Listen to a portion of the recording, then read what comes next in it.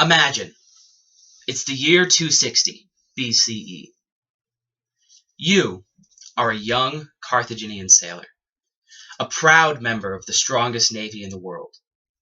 Your influence spans all the way from the eastern shores of the Mediterranean Sea to Spain on the Iberian Peninsula, possibly even to the Canary Islands. It's the early days of the fierce Punic War, and Rome had just won major victories on the island of Sicily. However, both sides have realized if there's going to be any progress made in the war, Rome would have to turn to its naval power. You're not scared, however. Carthage, has the largest and strongest and most experienced navy in the world at this time. However, as the Roman ships approach, something about them looks different. Something feels off. This battle is about to change the course of history forever. Good morning, good afternoon, good evening. My name is Cohen Nelson, and this is the Battle of Mylae, consisting of before the battle itself, and its effects. First of all, if you truly want to understand the Battle of Mylae, you have to look at its history. Around this time, it was the early days of the First Punic War. Rome had just conquered most of Sicily, and has turned its sights to the water, to the islands of Carthage and Carthage itself on the northern tip of Africa. However, there was a problem. Gaining its independence from Phoenicia around 600 BCE, Carthage was extremely powerful. According to the Ancient Near East, an encyclopedia for students, Carthage's navy was highly skilled, originally established as a trade colony for Tyre across the Mediterranean, and growing to the dominant military power of the day.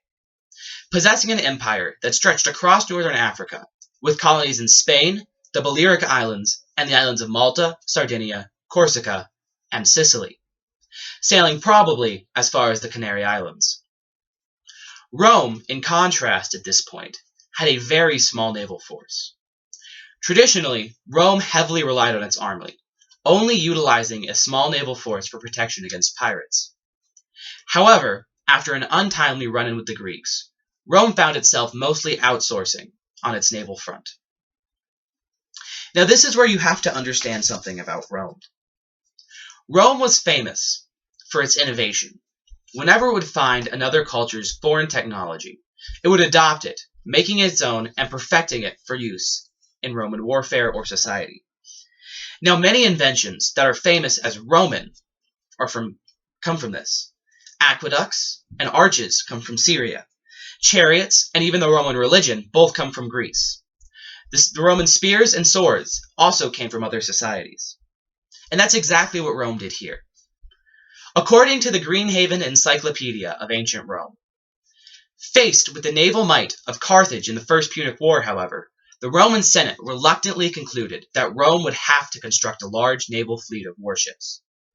Utilizing a Carthaginian warship that had accidentally run aground as a model, they built an entire fleet, trained thousands of sailors and rowers. By 256 BC, the Romans had some 330 warships. Now this fleet was an amazing feat, as it was built in only 2 months, off of one Carthaginian ship. This goes to show as a testament of the amazing innovative power of Rome. However, there was still a major deficit in skill between Carthage and Rome, and if it came to an actual naval battle, Rome was sure to lose. Now this is where Roman innovation comes to play again. Rome invented a technology called the corvus, a large wooden gangplank with a spike at the end that could be dropped onto Carthaginian ships as they approached, stopping them where they were and turning the sea battle into a land battle, giving the Roman army a far greater advantage over the Carthaginians. The battle itself was rather straightforward. According to the Greenhaven Encyclopedia of Ancient Rome, at the start of the battle, Rome's force consisted of around 120 vessels, compared to a Carthaginian force of 130. The latter, as stated before, was larger and far more proficient at sailing. Carthage was sure they would win.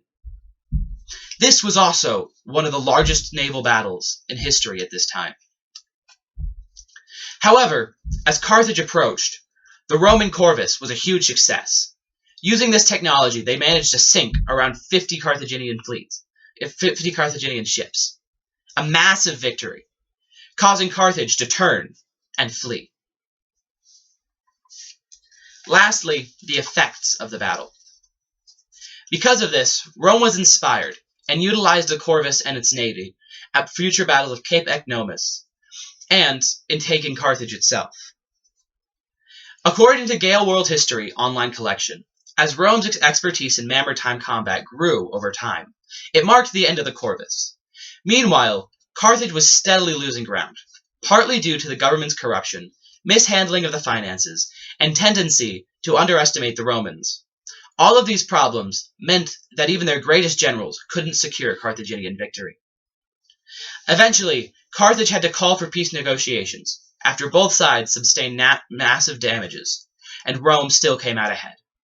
It now had a very powerful, well-equipped, and experienced navy. Furthermore, it extracted heavy tributes from Carthage as part of the peace treaty. Because of the battle, and the technologies made, and the advancements made because of it, Rome later went on to win the First Punic War.